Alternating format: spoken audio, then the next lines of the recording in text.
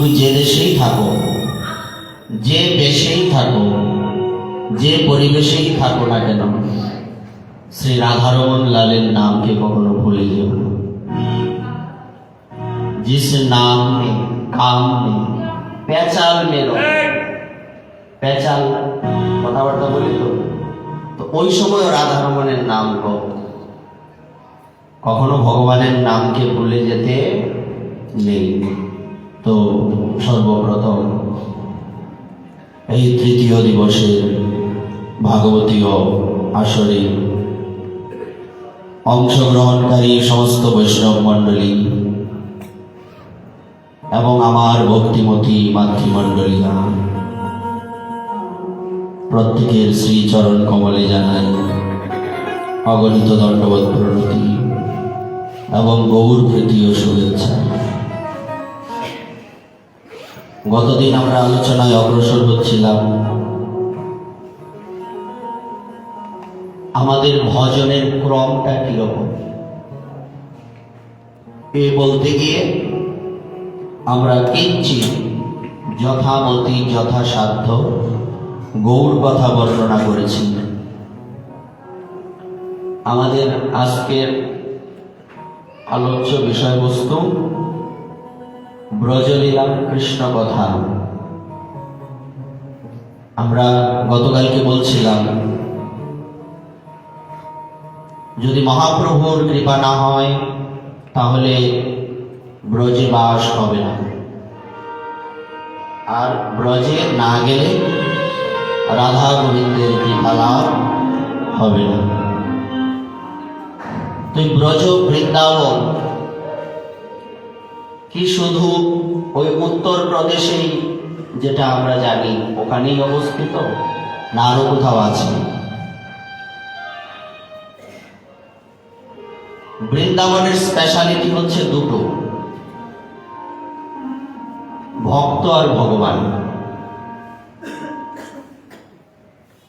দেখবেন যেখানে হরিনাম যজ্ঞ হয় সেখানে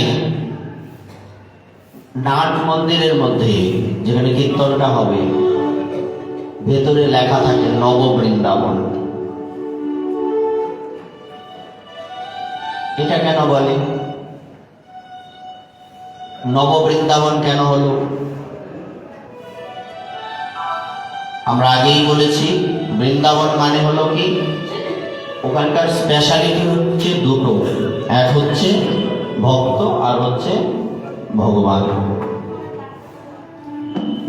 যেখানে ভক্ত এবং ভগবান মিলিত হন, একত্রিত হন, এক কথায় ভক্ত আর ভগবানের যেখানে মিলন হয় সেটাই বৃন্দাবন। গীতাতে ভগবান বলেছেন যেখানে আমার কথা হয় সেখানে আমি শ্রীমতী রাধারানীর সহিত বিরাজ করি। একটা সূত্র মিলল। আর যেখানে গীতা বা ভাগবতের পাঠ হয় সেখানে ভক্তগণ থাকেন, সুতরাং দুটোই মিলে গেল। এখানে ভক্তও রয়েছেন আবার ভগবানও রয়েছে। এই জন্য এটাকে নব বৃন্দাবন বলে। কেননা এটা আমাদের পরিপূর্ণ বিশ্বাস, যেখানে ভগবানের কথা হবে, ভগবানের নাম লীলা গান হবে, সেখানে ভগবান অবশ্যই থাকবেন। একানন অদৃশ্যমান ভক্ত বৈষ্ণবদের নিয়ে থাকবেন, ধ্রুব প্রহ্লাদ আদি ভক্তগণকে নিয়ে থাকবেন। গতদিন আমরা এই অবধি ছিলাম, একটা শ্লোক নিয়ে আলোচনা করছিলাম। সর্বোপাধি বিনির্মুক্তম তৎপরত্বেন নির্মলম ঋষিকেন ঋষিকেশ সেবনম ভক্তিরুচ্যতে। এটার অর্ধেকটা শ্লোকের ব্যাখ্যা হয়েছিল গতকালকে। আমরা কার আশ্রয় নেব, কেন নেব, এটা আমরা প্রথম লাইন দিয়ে বলার চেষ্টা করেছি। নিষ্ঠা কি করে হৃদয়ে ধারণ করতে হয়, নিষ্ঠাটা কেমন হওয়া উচিত, এর পরের লাইনে যেটা পাওয়া যাচ্ছে তাই আমাদের আজকের আলোচ্য তাৎপর্য।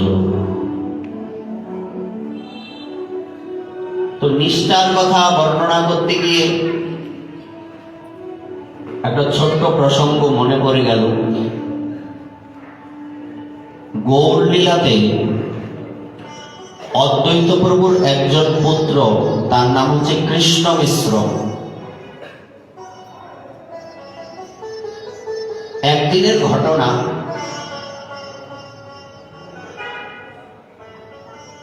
সীতা দেবী কিছু চাপা কলা গৌরের জন্য রেখেছিলেন। কতগুলি কলা কোনো ভক্ত দিয়ে গেছেন, সীতা দেয় না, একজন ভক্ত হয়তো কিছু কলা দিয়ে গেছেন, চাপা কলা। এর মধ্য থেকে উনি ওনার পুত্রদেরকে সব ভাগ করে দিয়েছেন জনে জনে। মহাপ্রভু তখন ঘুমাচ্ছেন, ছোটবেলার কথা। তো মহাপ্রভুর যে অংশটা উনি একটা নির্দিষ্ট জায়গায় রেখেছেন, নিমাই ঘুম থেকে উঠলে তাকে এটা দেওয়া হবে। কিন্তু ওই কৃষ্ণ মিশ্র, সেও তো ছোট, সে কি করলো, মহাপ্রভুর জন্য রাখা কলা খেয়ে ফেলেছে। তো সীতা দেবী ভাবছেন কলাগুলি কে খেলো, হয় অচ্যুতানন্দ খেয়েছে, নয় কৃষ্ণ মিশ্র খেয়েছে, কেউ না কেউ তো খেয়েছে। আর এখনো নিমাই ঘুম থেকে উঠেনি। আজকে তোর একদিন কি আমার একদিন, কথায় বলে মা কিন্তু দেখলে বুঝতে পারে সন্তান কোনটা অপরাধী, মুখ দেখলেই বোঝা যায়। এটা মায়ের স্পেশালিটি। আর এই কৃষ্ণ মিশ্রের মুখ দেখেই উনি বুঝতে পারলেন এই করেছে এই কাজ। উনি একটা লাঠি নিয়ে তাড়া করেছেন, তাড়া। কৃষ্ণ মিশ্র দৌড়ে গিয়ে অদ্বৈত প্রভুকে জামতে ধরেছে, বাবা বাঁচান বাঁচান, যেমনটা হয়। একজন মারলে, মা মারলে বাবার কাছে যাওয়া, বাবা মারলে মায়ের কাছে যাওয়া। তুমি তাকে এরকম লাঠি নিয়ে তাড়া করেছো, বিষয়টা কি? আর বলবেন না, জিজ্ঞেস করুন কি করেছে। তুমি কি করেছো? বলছে আমি না নিমাই দাদার জন্য রাখা কলা খেয়ে ফেলেছি। তো তুমি কেন খেলে? তোমাকে কি মা দেয়নি? বলছে হ্যাঁ দিয়েছে। তো দিয়েছে তো তুমি নিমাইটা কেন খেলে? এটা তো উচিত নয় না। বলছে বাবা একটা কথা বলুন, আমি যখন কলা খেয়েছি না, তখন তো ওম গৌরাঙ্গায় নমঃ বলে খেয়েছি। আরে বাবা, গৌরাঙ্গায় নমঃ বলে খেয়েছো, তোমার নয় না? না, আপনি না বলেছেন ভগবানকে নিবেদন করলে, ভগবানকে নিবেদন করলে মন্ত্রের দ্বারা এটা ভগবান গ্রহণ করেন। তো গৌরাঙ্গায় বলে নব বলে খেলে কি গৌরের খাওয়া হয়? বলছে অবশ্যই হয়, আপনার থেকে শিখেছি। আচ্ছা আচ্ছা, গৌরাঙ্গায় বা গৌরায় নম কেন, কৃষ্ণায় নম কেন নয়? তখন কৃষ্ণ মিশ্র বলছেন বাবা, গৌর যেহেতু স্বতন্ত্র ভগবান, ওনার নির্দিষ্ট মন্ত্র রয়েছে, তা আমি কেন কৃষ্ণায় নম বলতে যাব? কলাটা তো গৌরাঙ্গেরই না, তাকে কে মারবে বলুন? মারা সম্ভব? মা বাবার মন আনন্দিত হয়ে গেছে।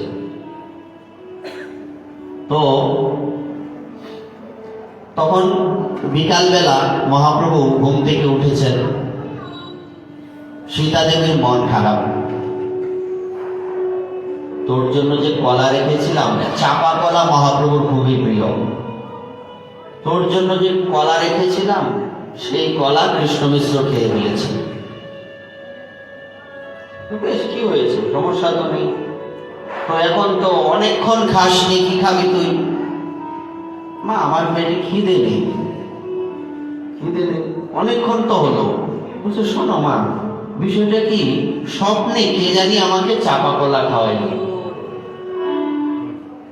আরে বাবা, স্বপ্নে খেলে কি পেট ভরে? মহাপ্রভু তখন একটা ঢিকুর দিলেন, চাপা কলার ঘ্রাণে ঘরটা মোহিত হয়ে গেছে। বলবার তাৎপর্য, যারা ভগবানের শুদ্ধ ভক্ত তাদের হৃদয় আর ভগবানের হৃদয় একাকার হয়ে যায়। এখানে আমরা নিষ্ঠার কি পেয়েছি? আমরা গৌর নামের নিষ্ঠা পেয়েছি। এখানে বলছে কৃষ্ণায় নমঃ নয়। কেন নয়? কারণ গৌর যেহেতু স্বতন্ত্র ভগবান, আমি নিবেদনও করছি গৌরকে, তো কৃষ্ণায় নমঃ বলতে যাবো কেন? তো গৌর নামের নিষ্ঠা এটা। তো আমরা এই প্রথম লাইনের একটু কথায় বলে না যে একটা কথা বললে আগের দিনের কথাটাকে একটু রানিং করে তার পরের কথাটাই যেতে হয়, প্রতিধ্বনি হয় না একটা। তো আমরা কিঞ্চিত নিষ্ঠা সম্বন্ধে একটু বলে নিলাম। আমরা বলেছিলাম আশ্রয় নিতে হবে কার কাছে? একমাত্র কৃষ্ণস্তু ভগবান স্বয়ং। সেই স্বয়ং ভগবান শ্রীকৃষ্ণ অনাদি আদি গোবিন্দ, তার চরণেই আশ্রয় নিতে হবে। আশ্রয় কিন্তু অনেক প্রকার আছে। কিরকম? ছেলেবেলায় আমরা মাতা পিতার আশ্রয়ে থাকি, তারপরে মেয়ে হলে পরবর্তীতে স্বামীর আশ্রয়ে থাকে, বৃদ্ধ বয়সে মাতা পিতা সন্তানের আশ্রয়ে থাকে। অনেক প্রকার আশ্রয় আছে। এত আশ্রয় রেখে আমরা ভগবানের চরণে আশ্রয় কেন নেব? এটার কারণ কি? বলছে এই সংসারের আশ্রয়গুলির সাথে একটা খাদ রয়েছে। কি খাদ রয়েছে? এখানে আশ্রয়টা স্বার্থের উপর ডিপেন্ড করে। কম বেশি স্বার্থ সব জায়গাতে আছে, স্বার্থ ব্যতীত কোনো আশ্রয় এখানে হয় না। এই জন্য সন্তান মায়ের কাছে নিরাপদ নয় এখন। বলছে ঠিক এখন, আগে ছিল না? বলছে সবসময়ই ছিল। বলছে কি বলছো? বলছে হ্যাঁ, যদি সন্তানের যে ভালোবাসাটা সেটা মায়ের কাছে যথার্থ থাকতো, তাহলে কুন্তী দেবী কর্ণকে ভাসিয়ে দিতে পারতেন না। হ্যাঁ দিদি, ভাসিয়ে দিয়েছিলেন নিজের কি ভেবে? মান সম্মানের কথা ভেবে। তো যদি এটা পারফেক্ট ভালোবাসা হতো, উনি ভাসিয়ে দিতে পারতেন? মানে খাদ রয়েছে। পিতার কাছেও সন্তান সেফ নয়। প্রমাণ হিরণ্যকশিপু আর প্রহ্লাদ, সেফ নয়। ভাইয়ের কাছে ভাই সেফ নয়। বিভীষণ আর রাবণ, আশ্রয় ঠিক নাই। তারপর দেবদেবীর কাছেও ভক্তগণ সেফ নন। বলছে এটা কেন? বলছে কারণ হচ্ছে দেবদেবী গণেরও তো যে জায়গা, পদ, এটা একটা টলমল করে।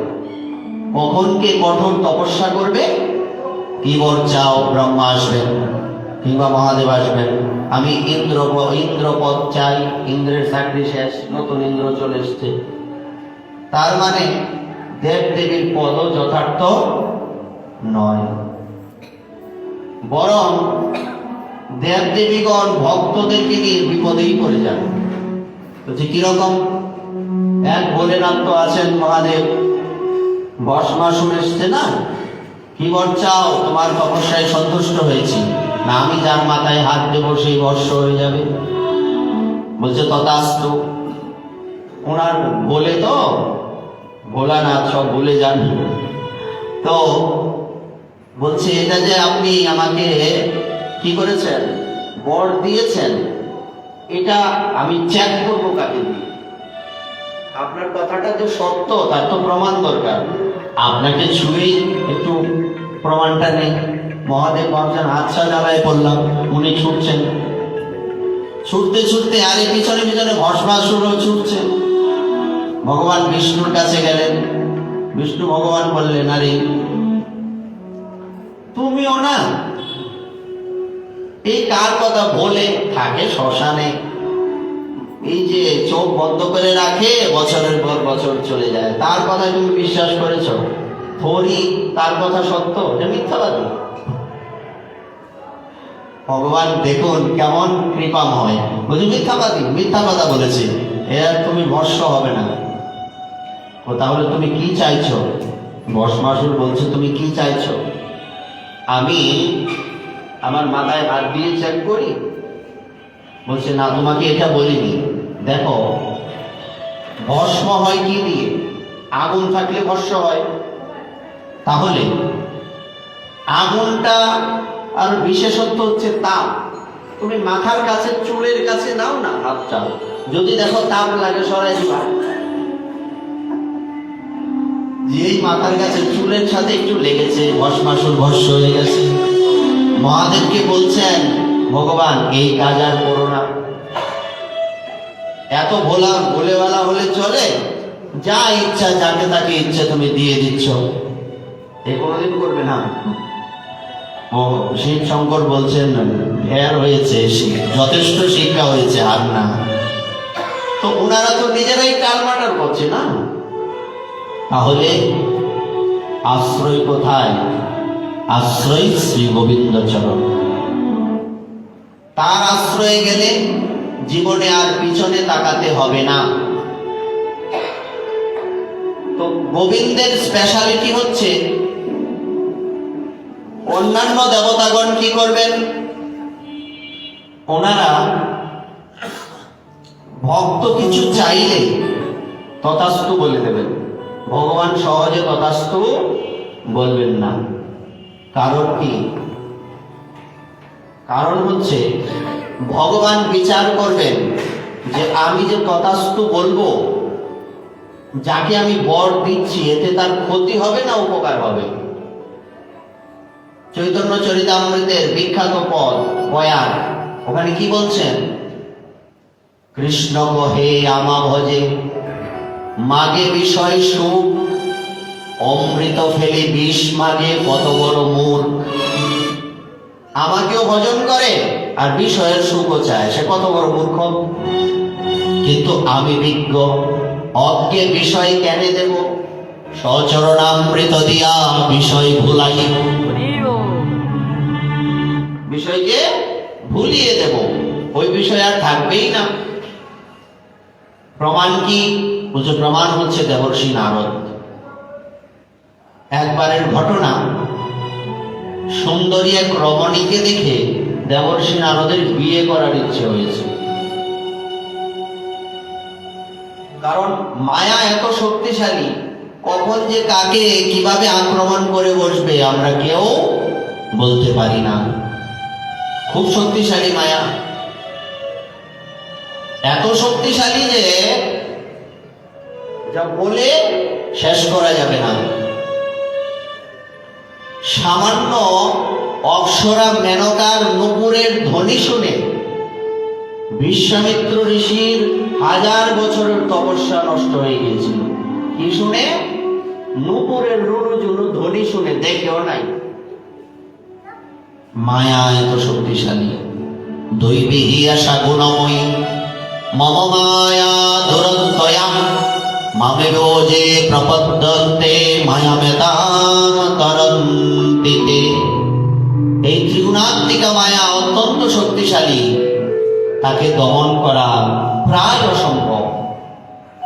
যদি কেউ এই মায়া থেকে মুক্তি পেতে চাও, তাহলে আমার চরণে শরণ গ্রহণ করো। মামেব মানে আমাকে, মামেব যে প্রপদ্যন্তে, যদি তুমি আমার চরণে শরণ গ্রহণ করো, মায়া মেতাম তরন্তিতে, মায়া থেকে তুমি তরে যাবে, মায়া থেকে মুক্ত হয়ে যাবে। সেই দেবর্ষি নারদ, ওনার যখন বিয়ে করার ইচ্ছে হলো, উনি গিয়ে সরাসরি রাজাকে প্রস্তাব দিয়েছেন, আপনার মেয়েকে আমার কাছে দান করুন। মহারাজ ভাবছেন যে এনাকে কি করে বুঝাই। তাও তো বোঝাতেই হবে যে দেখুন, আমি তো স্বয়ংবর সভার আহ্বান করেছি, আপনি ওই সবার মধ্যে থাকবেন। যদি আমার কন্যা আপনাকে পছন্দ করে, আপনার গলায় মালা দিলে আমার কোনো আপত্তি নাই। আপনি সাধু, সাধু জামাই পাওয়া তো সৌভাগ্যের ব্যাপার। সুর সিটাল দানদার বাটপার, ঘুষ করতে অভাব নাই জামাই, সাধু জামাই কই পাওয়া যায়? আমার সৌভাগ্য, কিন্তু আমি তো আগে সবাইকে নিমন্ত্রণ করে ফেলেছি, আমার মান সম্মান যাবে না, আপনি ওখানে আসবেন। দেবর্ষি নারদ ভাবছেন, না, আমার দুর্বলতা রাখা যাবে না, যদি আমার থেকে সুন্দর কেউ চলে আসে, হ্যাঁ নাকি, পরে তো আমার মান সম্মানও যাবে, আর মালাটাও আমি পাবো না। উনি ভগবানের কাছে গিয়ে বললেন, প্রভু, জীবনে তোমার থেকে কোনোদিন কিছু চাইনি। ভগবান বলছেন, তারে ধরছে ঠিক মতোই বুঝে, কারণ উনি তো অন্তর্যামী, জানেন তোমার থেকে কিছু চাইনি, আজকে একটা জিনিস চাইবো, দেবে? প্রভু তো জানেনি, তারপরে বলছেন, কি চাও? বলছে, তোমার রূপটা আমাকে একদিনের জন্য ধার দেও। কারণ এই পৃথিবীর মধ্যে সবচেয়ে বেশি, সবার থেকে সুন্দর কে? ভগবান, ভুবন সুন্দর। ভগবানের একটা নাম হচ্ছে ভুবন সুন্দর। ওনার থেকে সুন্দর আর পৃথিবীতে অনন্ত কোটি বিশ্ব ব্রহ্মাণ্ডে আর কেউ নেই, উনি আছেন একমাত্র। ভগবান ভাবছেন, আমি তো তাকে বিনাশ হতে দিতে পারি না। এই ওনার জায়গায় যদি অন্য কোনো দেবদেবী থাকতেন, ওনারা তথাস্তু বলে দিতেন। কিন্তু ভগবান বলছেন মনে মনে, আমি তো তাকে দিতে পারি না, ঠিক আছে তোমাকে দিলাম। মুখে বলেছেন, কিন্তু আদতে দেওয়ার ইচ্ছে নেই। কোনো মাতা পিতা কি চাইবেন তার সন্তানের বিনাশ হোক? তো ভগবান কি করে চাইতে পারেন তার ভক্তের বিনাশ হোক? আপনারা এখানে যারা আছেন, যাদের সন্তান আছে, 2-4 জনের মা বাবা, আর ভগবান তো অনন্ত কোটি বিশ্ব ব্রহ্মাণ্ডের সবার মা বাবা। ওনার মাথা বড়, চিন্তাও বেশি, তাই তো, দায়িত্বও বেশি। তো উনি কি করলেন? তথাস্তু বলে দিলেন। উনি দেবর্ষি নারদ তো খুব খুশি, উনি একদম সেজে গুজে গিয়ে রাজবাড়িতে উপস্থিত। চতুর্দিকে আসন পাতা আছে, উনিও একটা আসনে বসেছেন। মেয়ে মালা নিয়ে ঘুরছে। দেবর্ষি নারদ মনে মনে ভাবছেন, আমারে না দিয়া যায় বা ওই মালা। কারণ এই বর্তমানে আজকের জন্য আমি পৃথিবীর সবচেয়ে বেশি সুন্দর, আমার থেকে বেশি সুন্দর আজকের আর কেউ নাই, তাই তো। মেয়েটা কি করলো? মালাটা হাতে নিয়ে দেবর্ষি নারদের কাছে এসে দাঁড়ালেন। দেবর্ষি নারদ একদম সুন্দর, ঠিক করে বসতে হয়। মেয়েটা মুস্কি হেসে চলে গেলেন। দেবর্ষি নারদ তো সর্বনাশ, তোমাকে আমাকে সুন্দর মনে হয়নি? দেবর্ষি নারদ চটে গেছেন। অন্যান্য রাজাগণ বা রাজপুত্রগণ ভাবছেন সাধু রাখলে বড় সমস্যা। তারা বলছে, দেবর্ষি কিছু অপরাধ নেবেন না, আপনি আয়নাতে আপনার মুখটা একটু দেখেন। আয়নাতে মুখ দেখবো কেন? ভগবানের রূপ আমি একদিনের জন্য ধার পেয়েছি, আমি আয়নাতে মুখ দেখার কি আছে? বলছে, আপনি কষ্ট করে একটু কৃপা করে দেখুন। দেখলেন মুখটা বান্দরের মুখ, উনি তো চটে গেছেন। দেখুন, কখনো কখনো এই পৃথিবীতে আমরা যদি কোনো কাজে অকৃতকার্য হই, তখন আমরা ভাবি না ভগবান আমাকে এই বিপদের মধ্যে ফেলেছেন। আপনি কৃতকার্য হলে আপনার ক্ষতি হতো, তাই ভগবান আপনাকে কৃতকার্য করেননি, ফেল করে দিয়েছেন, ফেল করিয়ে দিয়েছেন। সুতরাং মায়ের থেকে যেমন মাসির দরদ বেশি হয় না, আমার চিন্তাটা আমি ভালো করতে পারবো না, আমার থেকে কোটি কোটি কোটি কোটি গুণ বেশি করতে পারবেন ভগবান, কারণ ওনার সৃষ্ট আমি। আমাদের মা বাবার একটা কথা বলেন, ছেলে মেয়েরা যদি একটু পণ্ডিতে করে, তোর করতে আমি হয়েছি না আমার করতে তুই হয়েছিস, তাই নেই? তো আমরা যেহেতু সবাই ভগবানের থেকে এসেছি, ওনার চিন্তাটা ভাবনাটা আমাদের থেকে উন্নতই হবে আর আমাদের মঙ্গলের জন্যই হবে, তাই না? তো উনি চটে গিয়ে ভগবানের কাছে বললেন, তুমি এটা কি করলে? আজীবন তোমার সেবা করলাম নিষ্কপটে, আর তুমি আমাকে আজকে এমন একটা অপমানজনক অবস্থায় ফেলে দিলে, আমি খুব অপমানিত হয়েছি, এটা তোমার করা ঠিক হয়নি। ভগবান কিছু বলছেন না। যাক, কখনো কখনো ভক্তের গালিও শুনতে হয়। সন্তান অবুঝ থাকে, সে কিন্তু মা বাবা যে সন্তানের ভালোটা চাচ্ছে এটা অনেক সময় বুঝতে পারে না। আমরাও যখন ছেলেবেলায় এই মাঝে মাঝে কথা শুনিনি, তো মা বাবা এমনও মনে হয়েছে, আমি আমার অভিজ্ঞতা বলছি, যে মা বাবা কি আমাদের শত্রু নাকি? শত্রু না হইলে উনি এই কাজটা কেন আমাকে করতে মানা করেন, এরকমটা কিন্তু একটা সময় সবারই হয়েছে। আমরা তখন অবুঝ। তখন ভগবান বসে আছেন, কিছু বলেন না। ঠিক আছে প্রভু, আমিও তোমাকে অভিশাপ দিচ্ছি, তুমি আমার মুখটা বানরের করে দিয়েছো, তো বানরের কৃপা ছাড়া তোমার উদ্ধার হবে না। ভগবান বললেন, তথাস্তু, তাও শান্ত হও। তোমার অভিশাপকে আমি স্বীকার করে নিলাম, তুমি শান্ত হও। পরে যখন কথাই বলে, মানুষ যখন ক্রোধী হয়ে যায়, তখন কিন্তু দিক বিদিক জ্ঞান হারিয়ে ফেলে। রাগে 1 লক্ষ 1.5 লক্ষ টাকার আইফোনটাই মেলে মারলাম, কতক্ষণ ধরে সর্বনাশটা করছে, ওই সময় মনে থাকে না, কিন্তু পরে ব্যথাটা হয়, কি করলাম, শুধু শুধু আমি ফোনটার উপরে রাগটা কেন ঝাড়লাম। বিষয়টা এমন হয়ে গেছে। যখন দেবর্ষি নারদের থেকে মায়াটা কেটে গেছে, উনি তখন ভগবানের চরণে পড়ে গেলেন, প্রভু আমি তোমাকে অভিশাপ দিলাম। ভগবান বলছেন, আরে বাবা বসো, আমি তো তোমার কথায় কিছু মনে করিনি, কিন্তু আমার তো অপরাধ হয়েছে। এতদিন আপনার আরাধনা করলাম, নিষ্কপটেই করেছি, কিন্তু আজকে কথাই বলে না, সকোপের লাঙ্গল 1 কোপে সেই লাকড়ি, আমার এমনটা হয়ে গেছে। প্রভু আজকে বুঝতে পেরেছি, তুমি হচ্ছ সমস্ত জীবের সুরিদম সর্বভূতানাম। সবাই নিজের স্বার্থে সবাইকে ব্যবহার করতে পারে, কিন্তু তুমি ভগবান তোমার স্বার্থে কাউকে ব্যবহার করো না।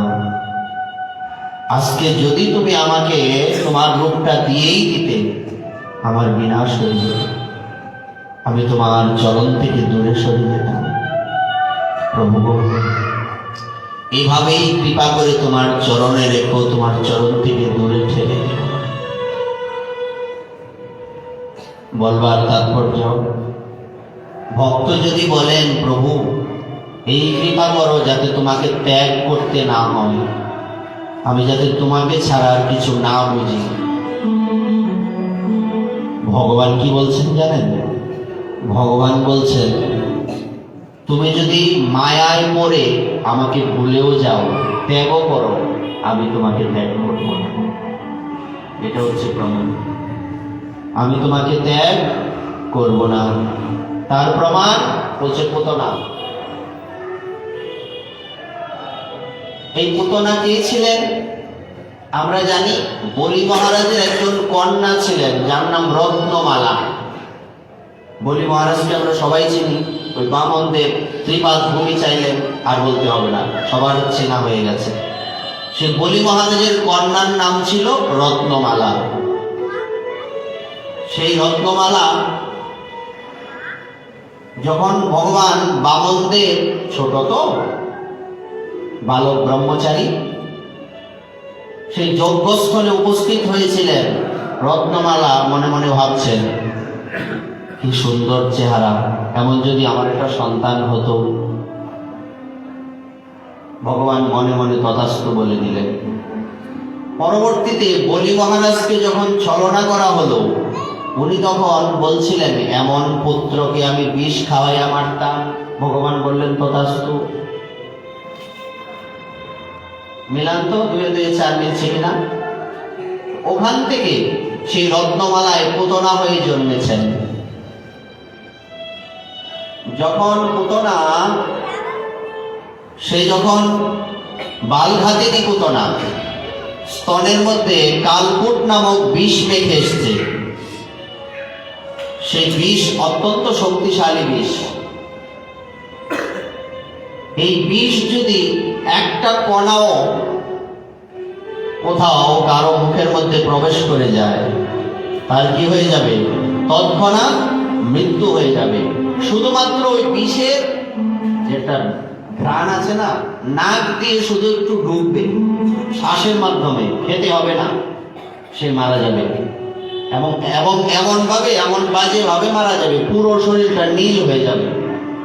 এত শক্তিশালী বিষ। উনি স্তনের মধ্যে বিষ মাখিয়ে এসেছেন। এসে গোপালকে যেই কোলে নিয়েছেন, গোপাল তো জানেন উনিকে, আর পুতনা এত সুন্দর রূপে এসছেন, এতটা সুন্দরী উনি, তাকে দেখে সবাই মোহিত হয়ে গেছে। কেউ কেউ ভাবছে মনে হয় লক্ষ্মী দেবী আসছে, এত সুন্দর রূপ ধারণ করে এসেছে। তখন ওই গোপালকে কোলে নিয়ে সে ভাবছে, এখানে কিছু করা যাবে না, আমি একটু দূরে সরে যাই। মাঠের দিকে চলে গেলে তাড়াতাড়ি মরবে, আর যদি কোনো কারণে বিষের কারণে চিৎকার করে বা তারা বুঝতে পারে, তাহলে তো বিপদ। উনি চলে গেলেন। তো গোবিন্দ কি করছেন? ওই যে আগের কথাটা, প্রথম যে আশীর্বাদটা ছিল যে এমন যদি আমার একটা পুত্র হতো, গোবিন্দ কি করলেন? পুতনাকে দেখে চোখটা বন্ধ করে নিলেন। তো গোবিন্দ চোখ কেন বন্ধ করলেন? কারণটা কি? উনি বলছেন যে তুমি একবারের জন্য হলেও আমাকে পুত্র রূপে কামনা করেছিলে, কিন্তু এখন তো তোমাকে আমার হাতে বধ হতে হবে। এই জন্য উনি একটু দুঃখ, কষ্ট এবং শোকে চোখ বন্ধ করে ফেলেছিলেন। দেখুন বিষয়টা কেমন। যদিও এটা বধ নয়, মৃত্যু নয়, এটা পরে আমরা জানবো। যখন উনি দুগ্ধ পান করছেন, তখন পুতনার এত যন্ত্রণা হচ্ছে, সে যন্ত্রণায় ছটফট করছে আর বলছে, সা মঞ্চ মঞ্চলয়মিতি প্রভাসিনী নিষ্পিণ্ডমান খিল জীবর্মণি বিবৃত নেত্রে চরণৌ ভুজৌ মুহু রস্মিয় গাত্রা শ্রীপতি রুরুদহ। ছাড় ছাড় ছাড়, আমার যন্ত্রণা হচ্ছে। কারণ গোবিন্দ ওই স্তন পান করার সাথে সাথে পুতনার প্রাণটাকেই পান করতে লাগলেন। আর পুতনা যন্ত্রণায় কি বলছে? ছাড় ছাড়। কিন্তু মহাজন বলছেন, পুতনা ছাড় ছাড় বলছেন না, পুতনা বলছেন ছাড়িয়ে দে, ছাড়িয়ে দে। গোপাল, আমার মনের মধ্যে তোর প্রতি ভক্তি এসেছিল, তাই সেই সত্য যুগে ওই সময় তোকে আমি পুত্র রূপে চেয়েছিলাম, কিন্তু তোর লীলা বুঝতে না পেরে আবার মনে মনে বলেছিলাম এমন পুত্রকে আমি বিষ খাইয়ে মারতাম। সেই কারণে আমার একটা অভিশপ্ত দেহ হয়েছে। এই অভিশপ্ত দেহটা নিয়ে তো তোর সেবায় যাওয়া যাবে না, তাই আমার মায়ার বন্ধন ছাড়িয়ে দে। আমার মায়ার বন্ধনটাকে ছাড়িয়ে দেবে। সত্যি তো, পুতনার জায়গায় নিজেদেরকে ভেবে দেখুন তো। আমরা তো নানান অপরাধের কারণে, পূর্ব জন্মের কত কত অপরাধের কারণে এই দেহটা আমরা পেয়েছি। কালকে বলছো না পরশু এটা সৌভাগ্য, এত সুন্দর মানব শরীর, আজকে বলছো অভিশাপ, বলছে হ্যাঁ অপরাধ অবশ্যই। আমরা ভগবানের চরণে অপরাধ করেছি বলেই আজকে ভগবানের সেবা থেকে দূরে এই পৃথিবীরূপী নরকে আমাদের থাকতে হচ্ছে। আমরা যে অবস্থায় আছি সেটা হচ্ছে মন্দের ভালো, কিন্তু প্রকৃত ভালো নয়। তাই গীতাতে দেখবেন লেখা আছে দুঃখালয় অশাশ্বতম। এই জগৎটা হচ্ছে কি একটা কারাগার, এখানে ভদ্রলোক থাকতে পারে না, ভদ্রলোকের থাকার জায়গা নয়। দুঃখালয় অশাশ্বতম, দুঃখের আলয়। তাই পুতনা বলছেন আমার ভববন্ধন ছাড়িয়ে দিন। আগে তো বুঝতে পারিনি, তাই তোকে পুত্র রূপে চেয়েও হারিয়ে ফেলেছিলাম। সে হারিয়ে ফেলেছে, গোবিন্দ কি তাকে ছেড়েছে? ছাড়েনি, কোনোদিন ছাড়বে না। তাই তো উনি প্রতিজ্ঞা করেছেন যে ভক্ত যদি ভুলেও আমাকে ছেড়ে দেয়, আমি ভক্তকে ছাড়ব না। পুতনা মুখ্যর লীলার এটাই তাৎপর্য। সেই সময়ে একটা দৃষ্টান্ত আসছে। পুতনার উদ্দেশ্য কি ছিল? ভালো উদ্দেশ্য কিন্তু ছিল না, কিন্তু গোবিন্দ ওটাকে সেবা রূপে নিয়ে নিয়েছেন। সেবা রূপে কিভাবে নিয়েছেন?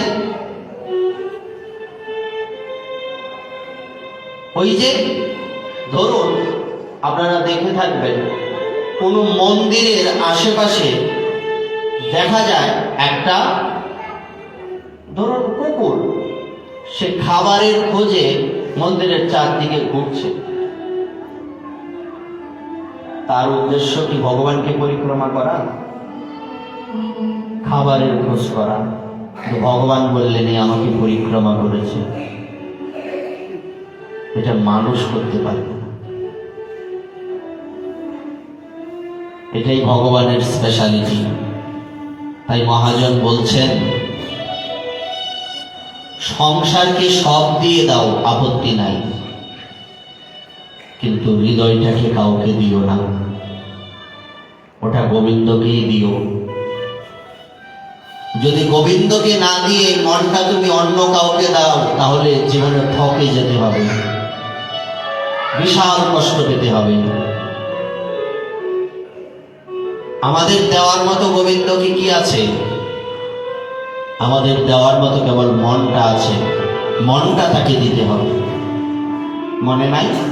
সেই জগন্নাথ দেবের লীলাতে আছে, পাণ্ডাগণ মহারাজের কাছে গিয়ে বললেন আমরা মন্দির থেকে এসেছি, কিছু দান করুন। মহারাজ বলছেন দেখুন, আমার পরে আমার এই সমস্ত প্রপার্টির দায়িত্ব, এই পুরো প্রপার্টির মালিক হচ্ছে আমার মেয়ে, আমার কোনো ছেলে নাই। তো আপনারা আমার মেয়ের কাছে যান, যার নাম কৃষ্ণা দাসী। আমার মেয়ের কাছে যান, আমার মেয়ে আপনাদের যা দিতে চাইবে দেব। গিয়ে বললেন মা, তোমার বাবা বলেছেন আমাদের জগন্নাথ দেবের জন্য কিছু দান করতে, তুমি দান করো। মেয়েটা কি করলো?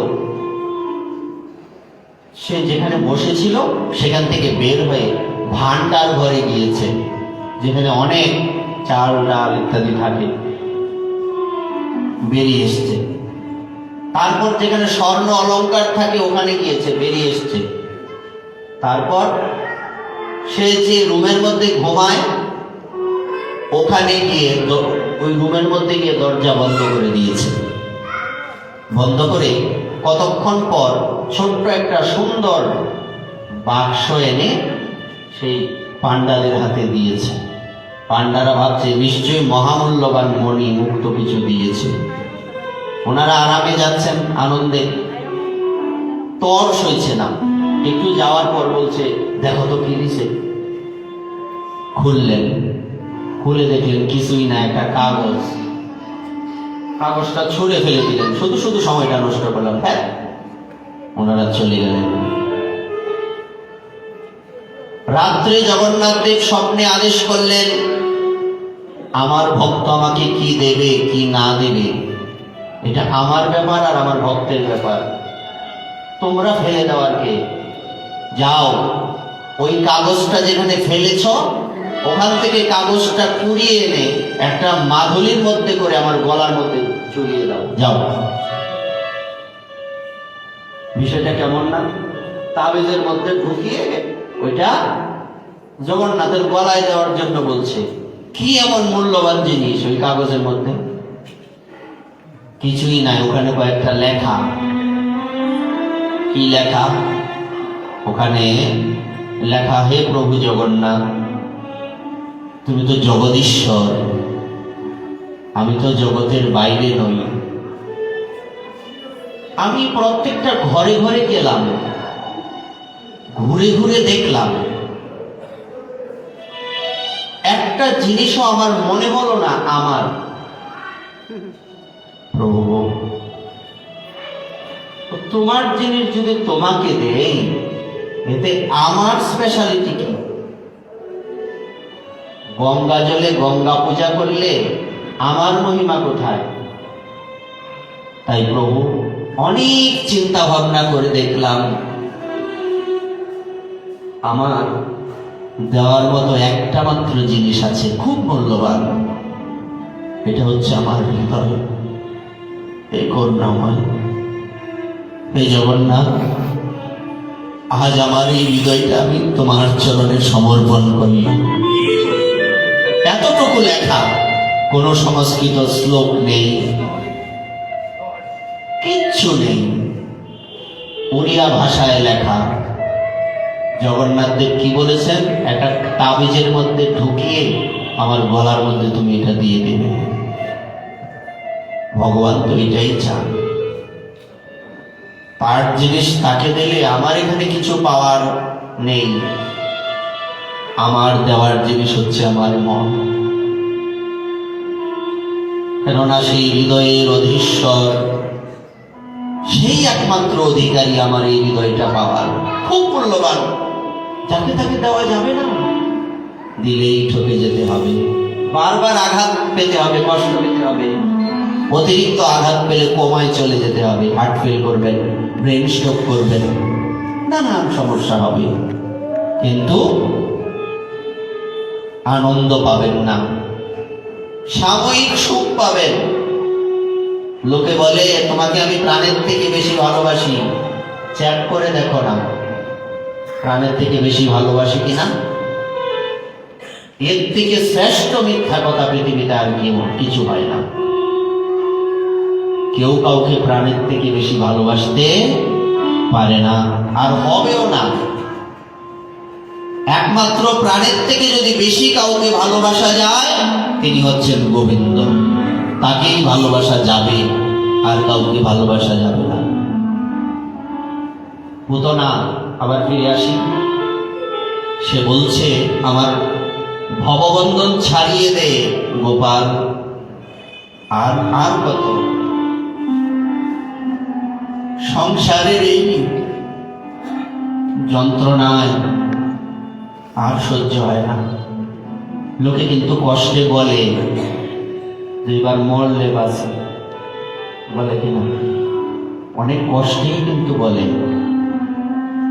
সংসার যন্ত্রণারই জায়গা, এখানে প্রকৃত আনন্দ কোথাও নেই। প্রতি জন্ম জন্মান্তরে কত মাতা পিতা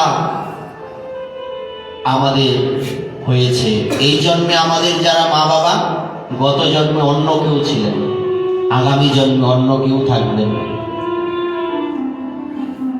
মনে নাই শ্রীবাস পণ্ডিতের কথা?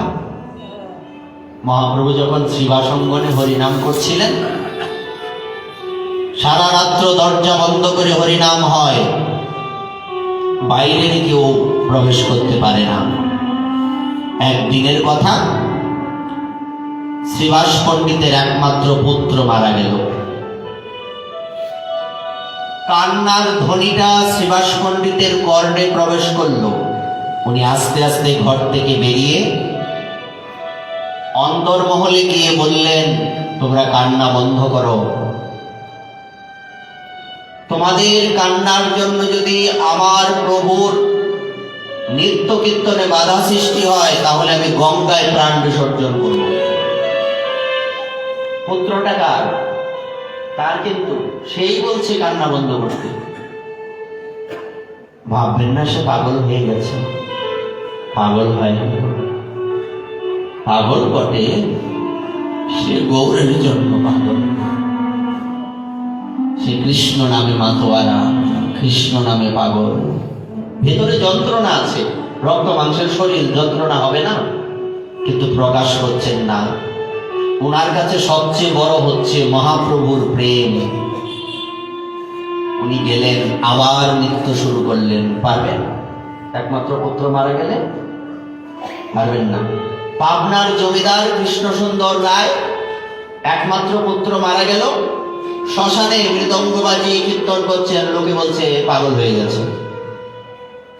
একজন জিজ্ঞাসা করলেন, মহারাজ, আরে জমিদার বাবু, আপনি এই মৃদঙ্গ বাজাচ্ছেন, কীর্তন করছেন, নাচছেন? বলছে, আমি আগে করতাল বাজাতাম, আমার ছেলেটা মৃদঙ্গ বাজাতো, আমরা কীর্তন করতাম বাবা ছেলে। এখন যেহেতু আমার পুত্র চলে গেছে, মৃদঙ্গ বাজানোর ভার আমার উপরেই ন্যস্ত হয়েছে, সুতরাং আমাকেই বাজাতে হবে। পারবেন? শুদ্ধ ভক্ত সব পারেন। মহাপ্রভু বললেন, পণ্ডিত, আমার আজকে আনন্দ কেন হচ্ছে না? কিছু একটা ঝামেলা তো হয়েছে। প্রভু তোমার কৃপায় সব ঠিক আছে। না, সত্য করে বলো কি হয়েছে। লুকানোর তো সুযোগ নেই। এতক্ষণে উনি মহাপ্রভুর চরণে পড়ে একটু কাঁদছেন, প্রভু, আমার একমাত্র পুত্র মারা গেছে, তুমি আমাকে বলবে না? প্রভু, তোমার নিত্য কীর্তনে যদি বাধা সৃষ্টি হয়, হোক না। আরে তুমি কি বলছো? তোমার বাড়ির কুকুরও তো আমার প্রিয়, আর এ তো তোমার সন্তান না। চলো দেখি কি হয়েছে। ভেতরে চলে গেলেন, বুকে হাত দিলেন মৃত বালকের। তুমি উঠো, কোথায় চলে যাচ্ছ? বালক উঠে বসেছে, মহাপ্রভুকে প্রণাম করেছেন। করার পর মহাপ্রভু বলছেন, দেখতে পাচ্ছ না, তোমার মা বাবা আত্মীয় স্বজন সব কাঁদছে, তুমি কোথায় চলে গেলে? একই কথা কিন্তু চিত্রগুপ্তের এখানে আছে। চিত্রকেতু রাজা, তার এখানে আছে, ভাগবতে পাবেন। দেবর্ষি নারদ আর অঙ্গিরা ঋষি ওই পুত্রকে জীবিত করেছিলেন, সেম ঘটনা। তখন দেবর্ষি নারদ জিজ্ঞেস করেছিলেন, তারা সবাই কান্না করছে, তুমি কোথায় চলে গেলে তাদের রেখে? বলছি, না, আমি চিনি না। কি বলছো? সবাই হা করে তাকিয়েছে। চিনো না মানে? আসলেই তো চিনে না। মৃত্যুর পরে কোনো কিছু মনে থাকে না। চিনে না চিনার ভান করছে এমন নয়, মৃত্যু হয়ে গেলে কিছু মনে থাকে না। চিনার আমার কোন জন্মের মা বাবা? প্রশ্ন করছে। কথাটা মিলছে? আমরা যেখান থেকে শুরু করছি, আমার এই জন্মে যিনি মা বাবা, যারা মা বাবা, আগামী জন্মে অন্য কোনো মা বাবা আসবেন, গত জন্মে অন্য কেউ ছিলেন। সুতরাং এই জগতে যত ভালোবাসাই বলেন, হ্যাঁ, পৃথিবীর মধ্যে যদি শ্রেষ্ঠের বিচার করা হয়, মায়ের সন্তানের প্রতি ভালোবাসা শ্রেষ্ঠ, কিন্তু এর মধ্যেও খাদ রয়েছে। বৃদ্ধ বয়সে দেখবে, তারপর পিণ্ডদান করবে, কোনো না কোনো এই দুটো কামনা তো নিশ্চিত থাকবে। যদিও এটা সেই অনুযায়ী কোনো হিসাবে পড়ে না, তারপরেও তো অরিজিনাল 100% নয়, 100% পিওর ভালোবাসা নয়। সেই পুত্রটা তখন বলেছিল, প্রভু গো,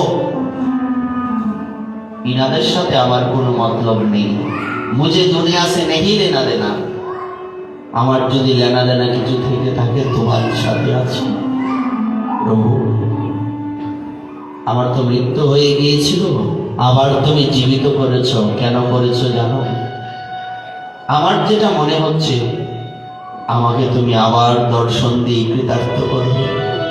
কারণ যে সময় আমার মৃত্যু হয়েছিল আমি তো তোমার দর্শন পাইনি, তাই আমাকে আবার জীবিত করেছ। কেন? কারণ আমার পিতা যে শ্রীবাস পণ্ডিত, তাকে তুমি অত্যধিক ভালোবাসো।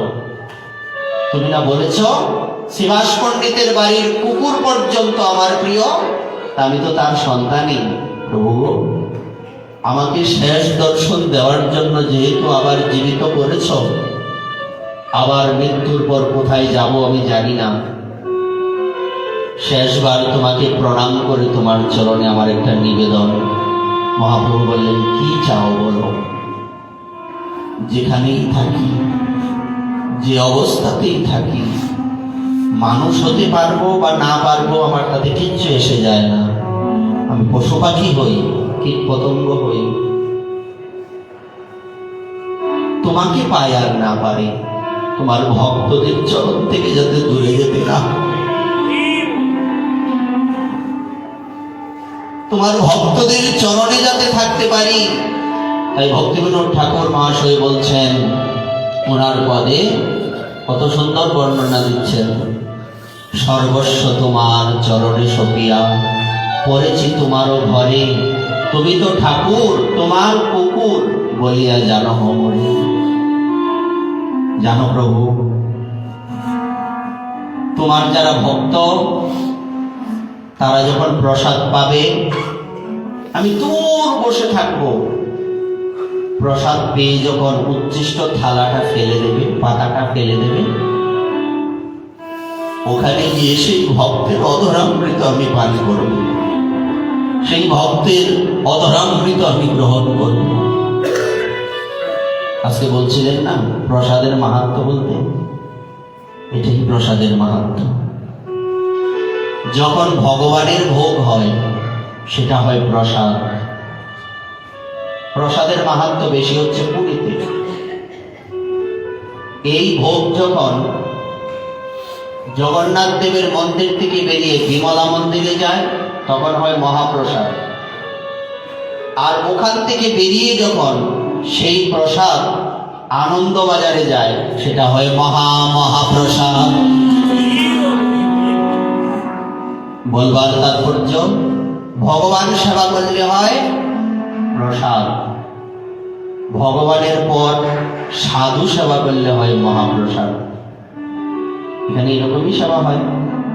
প্রথমে গোপালের ভোগ হয়, তারপরে বাবার ভোগ হয়, তারপর আমরা পাই মহাপ্রসাদ, সাধুর অধরামৃত। আচ্ছা মানলাম তুমি সেই অধরামৃত গ্রহণ করবে, আর কি চাও বলো তো? বলছি, বসিয়া শুইয়া তোমারও চরণ চিন্তিব সতত আমি। নাচিতে নাচিতে নিকটে যাইব যখনও ডাকিবে তুমি।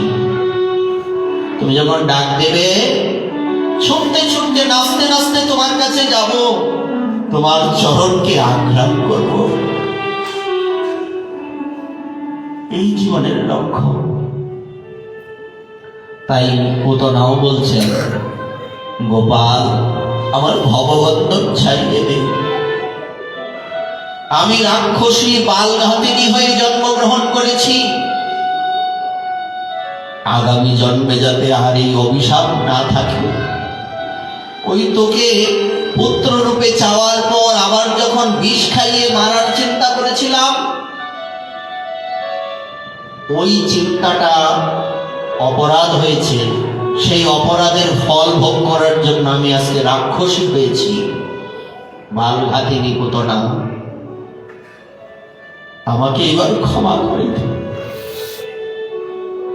আমার সমস্ত অপরাধ ক্ষমা কর, আমার ভববন্ধন ছাড়িয়ে দে। গোপাল বলছেন, পুতনা তো বিশাল দেহ, গোপাল ছোট্ট। বুকের মধ্যে হামাগুড়ি দিচ্ছেন, মৃদু হাসছেন, তথাস্তু। কি দিয়েছিলেন পুতনাকে প্রভু? যাও, কোনো এক সময় তুমি আমার মা হবে। প্রশ্ন করতে পারেন, প্রশ্ন করতে পারেন, যশোদা মা তো একজনই হন, তাহলে পুতনা কি করে মা হবে? দেবকী তো একজনই হন, পুতনা কি করে মা হবে? বুঝে শোনো, আমরা জানি অনন্ত কোটি বিশ্ব ব্রহ্মাণ্ড, হ্যাঁ, একটা পৃথিবী নয়, কিন্তু যে অনন্ত দেব আছেন না, যিনি ভগবানের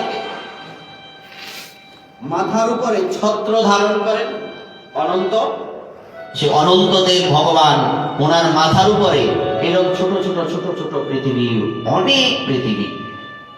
আর সমস্ত পৃথিবীর মধ্যে সবচেয়ে ছোট পৃথিবী হচ্ছে আমরা যেখানে বাস করি। এমনও পৃথিবী আছে, আমাদের এই পৃথিবীর যিনি স্রষ্টা ব্রহ্মা, ওনার মাথা 4টে, 1 কোটি মাথাওয়ালা ব্রহ্মার পৃথিবীও আছে। বলছে কি গল্প করছো? না, গল্প নয়, এটাই সত্য, এটাই সত্য। তো এখনো এমন একটা পৃথিবী আছে, যেই পৃথিবীতে ভগবানের কৃষ্ণ লীলা চলছে। তো কোনোদিন কোনো কালে এত পৃথিবী, তো যে কোনো একটা পৃথিবীতে পুতনা মা যশোদা হয়ে জন্মগ্রহণ করে মাতৃগতি পেয়ে গেলেন। উদ্দেশ্য কি ছিল? উদ্দেশ্যটা কি ছিল? পুতনা মেরে ফেলা। কুকুরের উদ্দেশ্য কি ছিল? পরিক্রমা করা, খাবার খোঁজা। ভগবান বললেন পরিক্রমা করেছে। তেমনি মারতে এসে মা হয়ে গেছে। ভাগবত বললেন, শুকদেব প্রভু বলছেন, পরীক্ষিত, কোনদিন পৃথিবীতে দেখেছ মারতে এসে মা হওয়া যায়? দেখনি না? আজকে শুনে নাও, গোবিন্দকে যদি কেউ মারতেও যায় তবুও তার কৃপা পাওয়া যায়। আমরা কি জানি? কংসের মৃত্যু হয়েছিল ভগবানের হাতে, বাইরেটাই তো দেখি, ভেতরটা কি? কংস সদা সর্বদা কৃষ্ণের ধ্যানেই থাকতেন। কখন কৃষ্ণ এসে আমাকে মেরে ফেলে? শব্দটা হচ্ছে যেন তেন প্রকারে ন। কেউ যদি তোমাকে ধাক্কা দিয়েও ভগবানের কাছে পাঠিয়ে দেয়, তাও মঙ্গল। এই জন্য তো আমরা বলছিলাম, ভাগবতে এসে যদি এখানে কোনো কটু কথা শুনে কারো হৃদয়ের পরিবর্তন হয়, কৃপা তো। যেমন আমি মাঝে মধ্যেই কথাটা বলার চেষ্টা করি, একটা বিজ্ঞাপন দেখায় টিভিতে, দাগ থেকে যদি দারুণ কিছু হয় তাহলে দাগই ভালো, গালি দিলে যদি ভক্তি জাগে গালি ভালো। এটাই বাস্তবতা। কাজে আশ্রয় যদি নিতে হয় তার চরণে, অকাম বা সর্বকাম মোক্ষ কাম উদারতি তীব্রেণ ভক্তি যোগেন যজেত পুরুষং পরম। তোমার কামনা থাকো আর কামনা না থাকো, মুক্তি লাভের ইচ্ছে থাকো আর না থাকো, তুমি আর কারো চরণে আশ্রয় নিও না। আশ্রয় নিলে গোবিন্দ চরণেই নাও। ধ্রুবের মতো আমরা জানি 4 প্রকার ভক্ত রয়েছেন, আর্ত, অর্থার্থী, জিজ্ঞাসু, জ্ঞানী। ধ্রুব কি ভক্ত? অর্থার্থী ভক্ত। আর্ত মানে বিপদে পড়ে যে ভগবানকে ডাকে, আর অর্থার্থী মানে কোনো কামনা নিয়ে ভগবানকে ডাকে। ধ্রুবের কি ইচ্ছা ছিল? বাবার দিকে বড় রাজা হয়ে দেখিয়ে দেব। আমারে কোলে নিল না, হ্যাঁ এমনই তো, বাবার থেকে বড় রাজা হয়ে দেখিয়ে দেব। তো ওনাকে রাস্তার মধ্যে দেবর্ষি নারদ বললেন, তুমি বাচ্চা মানুষ, তুমি জঙ্গলে কি করো? 5 বছরের বালক। প্রণাম করে বললেন, আপনি কি আমার শ্রীহরি? না রে বাবা, আমি শ্রীহরি না, আমি শ্রীহরির একজন ভক্ত। বলছে, তাইলে আপনাকে আমার দরকার। আপনি আমাকে বলুন কি করে তাকে পাওয়া যায়। হ্যাঁ বেটা, শ্রীহরি মামার বাড়ির আবদার কইলেই পাওয়া যাবে। দেবর্ষি নারদ একটু কপটতা করছেন, দেখি একটু বাজিয়ে দেখি বাজে কেমন। বাড়ি ফিরে যাও, সাধন ভজনের সময় হয়নি, সময় হলে করো। ধ্রুব বলছেন, প্রভু একটা কথা বলবো? হ্যাঁ বলো, কিছু মনে করবেন না? বলছে, না, আপনি কি আসল সাধু না নকল সাধু? তোমার এরকম মনে হলো কেন? আমি নকল সাধু। কেন মনে হলো? আমি জানি সাধু যারা, তারা বিশ্বজিৎকে কৃষ্ণের চরণে পাঠায়। আপনি আমাকে সংসারে পাঠাচ্ছেন, আপনি তো সাধু হইতে পারেন না। কোন কথা বলছে, যে জনা কৃষ্ণ ভজে সে বড় চতুর। দেবর্ষি নারদ বুঝতে পারলেন যে না, ঠিক কথা তো সত্যি। কি সত্যি? যে না, সে বাজিয়ে দেখলাম, ভালোই বাজে। তখন বলছে, ঠিক আছে, উনি সব বুঝিয়ে দিলেন কিভাবে ভজন করতে হবে। ওটা একটা বাধা ছিল। দেখুন, ধ্রুবের কামনা নিয়ে ভগবানকে ভজন করা আর আমাদের কামনা নিয়ে ভগবানকে ভজন করা এক নয়। আমরা তো 12 হাড়ির চাউল খায়া শেষ করে পরে ভগবানের কাছে যাই অপারক অবস্থায়। আর ধ্রুব প্রথম থেকে সিদ্ধান্ত করেছে যে ভগবান শ্রীহরিকে আমাকে পেতে হবে, তো পেতে হবে। দেবর্ষি নারদ বাধা দিয়েছেন, মানলেন না। দেবর্ষি নারদ ফেল। যখন উনি তপস্যা করছেন, মাত্র 6 মাস তপস্যা করেছেন, বেশি না। এত কম সময়ে কেউ ভগবানকে পায়নি। ধ্রুব বালক তো নির্মল হৃদয়ে তাড়াতাড়ি ভগবানকে পেয়েছেন। সেই ধ্রুব মহারাজ, বালক ধ্রুব, তিনি যখন তপস্যা করছেন, তখন দেবতাগণ এসেছেন। ধ্রুব, আমি এসছি সিরিয়ালে, কি বর চাও? বলছে, আমার আপনাকে দরকার নাই। বর যদি আমার চাইতেই হয়, আমি বর চাইব ভগবান শ্রীহরির কাছে, আর কারো কাছে নয়। নাম রাখি, বিপদে পড়লে ডাকি, অনেক পরে, এত সহজে না। গাদায় জল খায়, গোলা করে, পরিষ্কার জল খায় না। আমরা হচ্ছি ওই টাইপের ভক্ত। সুতরাং একটা হচ্ছে অর্থার্থী আর একটা হচ্ছে অর্থার্থী ভক্ত। অর্থার্থী মানে যে আমরা যে কামনা নিয়ে ভগবানের কাছে যাই, বাবার কাছে যাই, বাবা একটু আশীর্বাদ করো যাতে আমার চাকরিটা হয়, বাবা একটু আশীর্বাদ করো, গোবিন্দ একটু আশীর্বাদ করো, হ্যাঁ, যাতে আমার রোগটা ভালো হয়। এটা হচ্ছে অর্থার্থী। অর্থার্থী ভক্ত নই আমরা। এটা কিন্তু আমাদের মাথায় রাখতে হবে। যেই ভক্ত শব্দটা যুক্ত হয়ে গেছে এখানে, এটার বিশেষত্ব হচ্ছে সে একদম ব্রহ্ম, একটা শব্দ বলে ব্রহ্মার রেখা, মানুষ কয় না ব্রহ্মার রেখ, হ্যাঁ এরকম বলে। কিন্তু মানে তার টার্গেট শ্রীহরিকে পেতে হবে, শ্রীহরিকেই পেতে হবে। তখন তার অর্থার্থী নামের সাথে অর্থার্থী ভক্ত শব্দ যুক্ত হয়েছে। তার কামনাযুক্ত মানুষ আর অর্থার্থী ভক্ত কিন্তু এক নয়। আমরা সব একাকার করে বিপদে না ফেলি, তাহলে ভক্তের মহিমা পূর্ণ হবে। এটা মাথায় রাখতে হবে। সুতরাং আমাদের কামনা থাকুক বা না থাকুক, আমরা যাতে গোবিন্দ ছাড়া আর কারো চরণে আশ্রয় গ্রহণ না করি।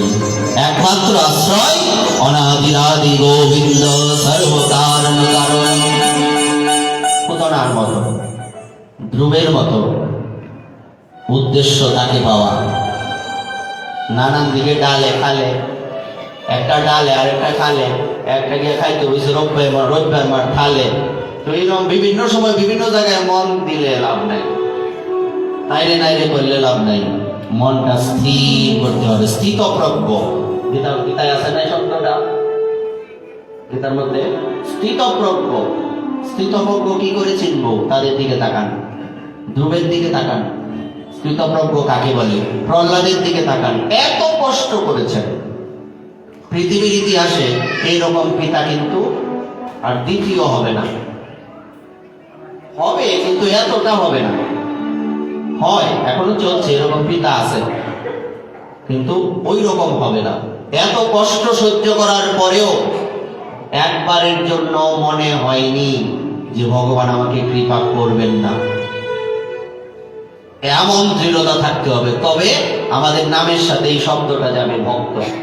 আরে বাবা, বিসিএস ক্যাডার, আমি কি ইচ্ছা করলেই আমার নামের সাথে বিসিএস লিখতে পারবা?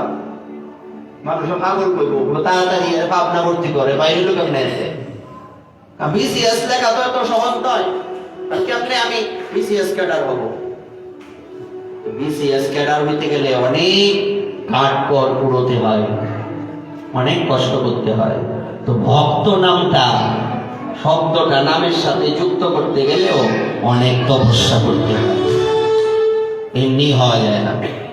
সুতরাং আমাদের লক্ষ্যটা যাতে ওখানে থাকে। তুমি যে কি কও, গোবিন্দের ভজনা করলে গাড়ি হইব? মা মনসার চরণে শরণ না নিলে সাপের ভয় থেকে মুক্তি পাওয়া যাইত না। যে ভগবান সাপের মাথায় নৃত্য করে, সে কি সর্ব ভয় নিবারণ করতে পারে না? হ্যাঁ, গোবিন্দকে সাপের মাথায় নৃত্য করছে না? কি সাপের নাম কি? কালিওনাথ। এত বড় সাপের মাথায় যিনি নৃত্য করতে পারেন, তাকে পরাস্ত করতে পারেন, ইনি নিশ্চয়ই সাপের ভয় থেকে নিবারণ করতে পারেন। সুতরাং আমাদের মনটা কেমন হতে হবে? কুলটা মন থাকলে হবে না। শব্দটা বলছে ঠাকুর মশাইটা বললেন, কিন্তু লুব্ধ ভ্রমর যেন চকর চন্দ্রিকা তেন, প্রতিব্রতা জনের যেন পতি, অন্যত্র না চলে মন যেন দরিদ্রের ধন, এই মতো প্রেম ভক্তি রীতি। লুপ্ত ভ্রমর বলছিলাম না আজকে, ভ্রমরের দৃষ্টি কোথায়? মধু ছাড়া আর কোনো কিছু সে সেবা করে না। আমরা মৌমাছি হব না মাছি হব? মাছি দুধের মধ্যেও বসে আর ময়লার মধ্যেও বসে। মৌমাছিকে কোনোদিন দেখেছেন মধু ছাড়া অন্য কোথাও বসতে? ভক্তের বৈশিষ্ট্য কি? ভক্ত হচ্ছে মৌমাছির মতো, ভ্রমরের মতো, মধু ছাড়া কিচ্ছু খাবে না। তো ভক্তের বৈশিষ্ট্য কি? ভক্তের বিশেষ বৈশিষ্ট্য হচ্ছে ভগবানের প্রসাদ ছাড়া আর কিছু গ্রহণ করবে না। লুব্ধ ভ্রমর যেন চকর চন্দ্রিকা তেন, চকর চন্দ্র সুধা পান করে, আর কিছু গ্রহণ করে না। চাতক বৃষ্টির জল পান করে, অন্য কোনো জল পান করে না। আছে না লালন সাইজির গানে? চাতক যেমন মেঘের জল বিনে, অহর্নিশি চেয়ে থাকে মেঘের ধ্যানে। চিৎকার করতে করতে মরে যাবে, দে জল দে জল দে জল বলে মরে যাবে, কিন্তু বৃষ্টির জল ছাড়া অন্য কোনো জল পান করবে না। যত মিনারেল ওয়াটার দেন আর যতই পিউরিফাই ওয়াটার দেন, কিচ্ছু লাভ নেই। তো ভক্তের লক্ষ্য ওই রকম থাকবে। প্রতিব্রতা রমণী, তার স্বামী কয়জন? প্রতিব্রতা রমণীর যদিও বলে দুইজন, কেন? নিজের দেহের একজন স্বামী আর একজন গোবিন্দ। কিন্তু নর্মালি এই জগতে একটা নারীর স্বামী কয়জন? একজন। একজনের বেশি হইলে তাকে কুলটা বলে। তেমনি আমরা যদি ওই গোবিন্দের কাছেও প্রার্থনা করি, আমার সব জায়গায় গিয়া ধন্যা দেই, তাইলেও আমরা কুলটা, চরিত্রহীন। ওখান থেকে আমাদের বেরিয়ে আসতে হবে। প্রতিব্রতা জনের যেন পতি, অন্যত্র না চলে মন যেন দরিদ্রের ধন। দরিদ্র ব্যক্তির ধনের প্রতি কেমন আবেশ? দিনে রাত্রে শুয়ে বসিয়ে বসে শুয়ে চিন্তা করে টাকা কি করে আসবে। ধনীর কি আসে না? বলছে আসলেও দরিদ্রের যে ধনের প্রতি একটা আবেশ, তার মানে তার পিপাসাটা বেশি। ধনীর তো টাকা আছে, হ্যাঁ, যত আসে আরো বেশি চায়। এ জগতে হায় সেই বেশি চায়। যার আছে ভুরি ভুরি, রাজার হস্ত করে সমস্ত কাঙ্গালের ধন চুরি, তো আছে। কিন্তু পিপাসাটা বেশি দরিদ্র ব্যক্তি। তো যদি ভগবানকে পেতে হয় তাদের মতো হতে হবে, তাদের মতো কামনা থাকতে হবে। কি চাও? বলছে তোমাকে ছাড়া কিচ্ছু চাই না। কার দিকে তাকাতে হবে? বলছে মহাদেবের দিকে তাকাও। মহাদেবকে জিজ্ঞাসা করছেন পার্বতী দেবী, তোমার আরাধ্য কে?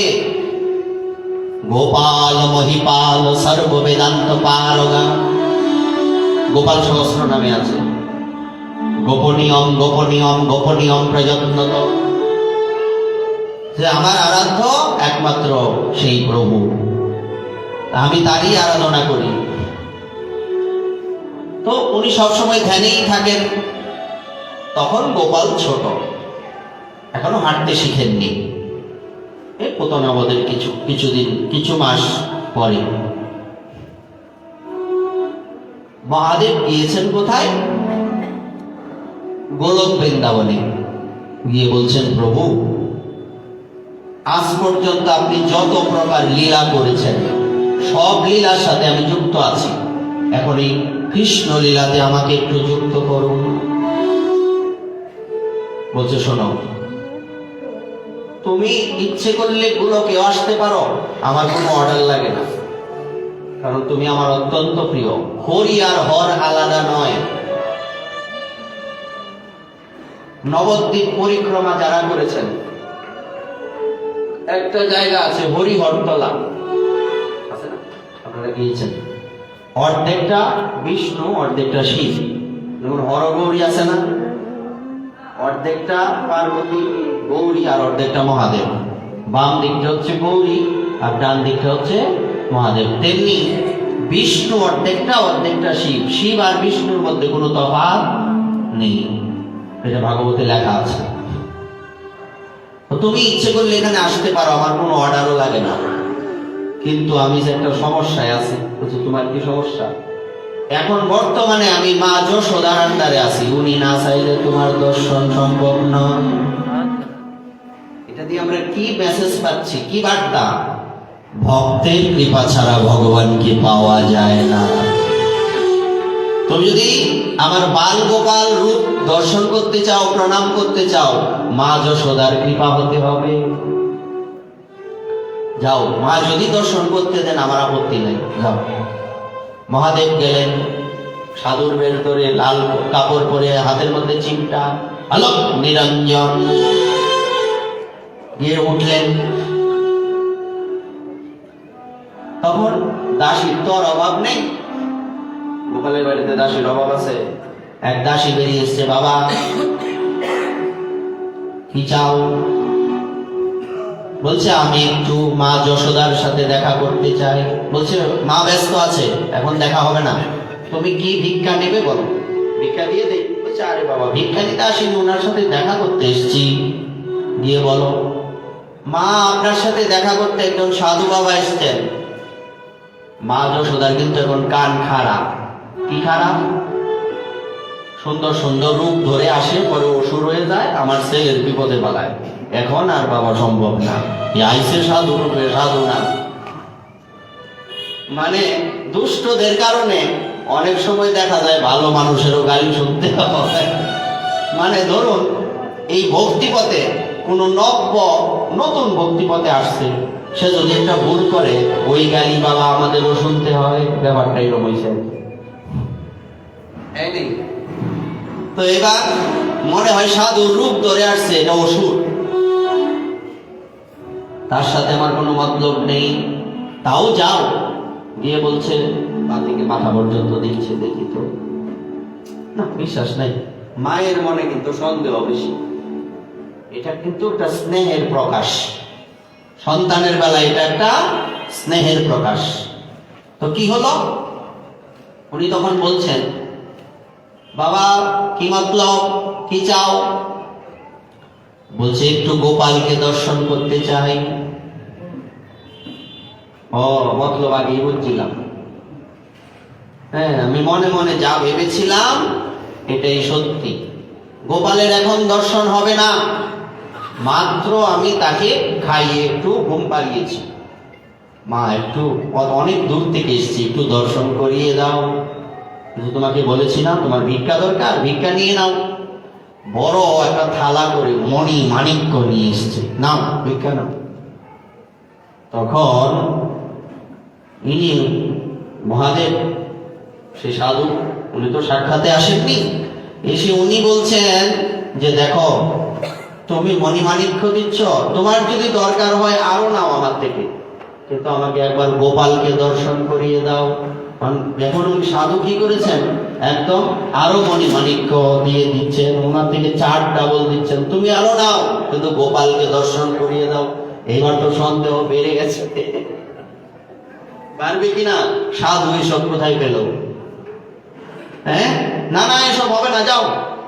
বলছে শোনো, যদি গোপালের দর্শন না পাই তোমার বাড়ি ছেড়ে কিন্তু আমি যাচ্ছি না। বলছে না গেলে না যাও। বলছে এই যে আমি এখানে বসলাম। মা যশোদা ভাবছেন যে বসছে কতক্ষণ আর বসবে, ধৈর্যচ্যুত হয়ে যাবে, চলে যাবে। কত দেখছি এরকম।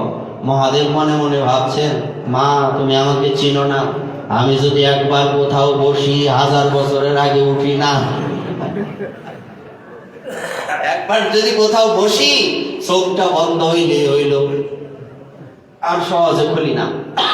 তুমি আমাকে চিনতে পারছো না, আচ্ছা ঠিক আছে। অনেকক্ষণ, কয়েক ঘন্টা পর উনি বসে আছেন। এই বাবা, তোমাকে বলেছি না দর্শন হবে না? বলছে মা একটু দর্শন করিয়ে দে। বলছে হবে না। এমন সময় এখানে বসে বসে উনি গোপালের ধ্যান করতে লাগলেন। প্রভু অনেক দূর থেকে আসছি, কিছু একটা ব্যবস্থা করো। হ্যাঁ, তুমি মা যশোদার আন্ডারে আসো, ওই কথা সত্যি।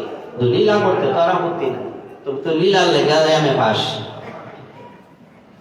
লীলা করতে তো আপত্তি নাই। তখন উনি হঠাৎ করে কেঁদে উঠলেন, ঘুমের মধ্যে বিশাল চিৎকার দিয়ে কাঁদা। কি হয়েছে বাবা, কি হয়েছে? দৌড়ে ছুটে গেলেন, কান্না বন্ধ হয় না। এই যে এতজনে চেষ্টা করছেন, কান্না বন্ধ হয় না।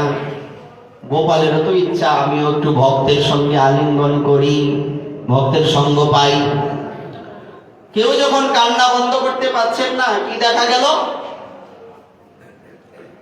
এমন সময় মেয়েদের কিন্তু আবার তাবিজ কবজ একটু বেশি, টান বেশি। তখন এক মেয়ে, ওই দাসী বলছে মা একটা কাজ করো। ওই বাবা মনে হয় কোনো কিছু জানে। কিরকম? সাধুরা কম বেশি কিছু জানার উচিত, উনি যদি কিছু ফুটু দেয় তাহলে যদি একটু ভালো হয়। বলছে সর্বনাশ, কোন ওষুধ আছে? আরে বাবা, ওষুধ তো না হইতে পারে। তা ঠিক বলেছিস, তা ঠিক। এই বাবা, আমার ছেলেটা খুব কাঁদছে। তখন ওই মহাদেব, সাধুরূপী মহাদেব বলছেন যে আমি খুব ভালো চিকিৎসক, আমি খুব ভালো বৈদ্য, কবিরাজি ভালো জানি। এই সবার বিষয় হ্যাঁ হ্যাঁ এটা ঠিক। ওই কথা তখন পিছনে পড়ে গেছে, অসুর এসছে সাধুরূপ, এটার পিছনে পড়ে গেছে। হ্যাঁ, তখন বলছে আমি কিন্তু বড় ভালো বৈদ্য। তো এবার তাহলে একটা ফু দিয়ে দাও। বলছে ফু কি দূর থেকে দেওয়া যায়, কাছে আনো? বলছে হ্যাঁ, তোমার মতলব সুবিধার না, তোমাকে তোমার কাছে আর দূর থেকে ফু দাও। দূর থেকে যখন মহাদেব ফু দিলেন, ফু দেওয়ার সাথে সাথে গোপাল খিলখিল করে হাসছে। হ্যাঁ, ভিতরে নিয়ে গেলেন। মহাদেব বলছেন প্রভু এটা কেমন হলো? তুমি তো ঝলক দর্শন দিলে আমাকে, এটা তো হবে না। আমি এসেছিলাম তোমার চরণ স্পর্শ করব। বলছে আগেই বলছি আমার ভাই যেন কিছু করার না, কিছু করার আছে, কারণ আমি এখন মায়ের দ্বারা আবদ্ধ। অহম ভক্ত পরাধীন হি স্বতন্ত্র এব দ্বিজ। আমি সম্পূর্ণরূপে ভক্তের অধীন, আমি স্বাধীন নই। তো আরেকটু কিছু করো না, দেখো না কি হয়। আবার কাঁদতে লাগলেন। কি বাবা, তোমার ফু তো কোনো কাজ করে নাই। বলছে কি করে করবে, কাছে এসে এসে ফু দিলে ভালো, তাই না? যে কাছে এসছে, এখন মা নিরুপায়। কাছে আসার সাথে সাথে মহাদেব চরণগুলি একদম জড়িয়ে ধরেছেন। প্রভু বহুদিন পরে বাল গোপাল রূপটা আমার দর্শন হলো। আর আমি সেই চরণ স্পর্শ করতে পারলাম। আচ্ছা, এই মহাদেব উনি কি বলেছেন? উনি সবচেয়ে বড় চিকিৎসক, কবিরাজ। মহাদেবের একটা নাম হচ্ছে বৈদ্যনাথ, নাম শুনছ? বৈদ্য মানে চিকিৎসক। সমস্ত ডাক্তারের হেডমাস্টার হচ্ছেন মহাদেব। মহাদেব খুব বিশেষ ব্যক্তি। উনি বৈষ্ণবদের মধ্যেও প্রধান, ডাক্তারদের মধ্যেও প্রধান, নাইসের মধ্যেও প্রধান। ওনার নাম নটরাজ, আছে না? দেখবেন সুন্দর একটা বিগ্রহ, নৃত্যের ভঙ্গি আছে, খুব সুন্দর। হ্যাঁ, তা অনেক কিছুর মধ্যে উনি শ্রেষ্ঠ। তো উনি যেহেতু চিকিৎসকের মধ্যে প্রধান, তাই ওনার কাছে আমাদের কি মিনতি থাকবে? আমাদের হৃদয়ের মধ্যে যে কৃষ্ণ ভক্তির বিরুদ্ধ কিছু বিষয় আছে, কালকে বলছিলাম না, হরিদাস ঠাকুর বলেছেন আমার মন বুদ্ধি অসুস্থ, আমাদেরও মন বুদ্ধি অসুস্থ। এই মন বুদ্ধি অসুস্থ মন বুদ্ধিকে যাতে মহাদেব শুদ্ধ করে আমাদের গোবিন্দ সেবায় নিয়োজিত করেন, তাই তার কাছে আমাদের প্রার্থনা। মঙ্গলের জয় জয়, শঙ্করের জয়,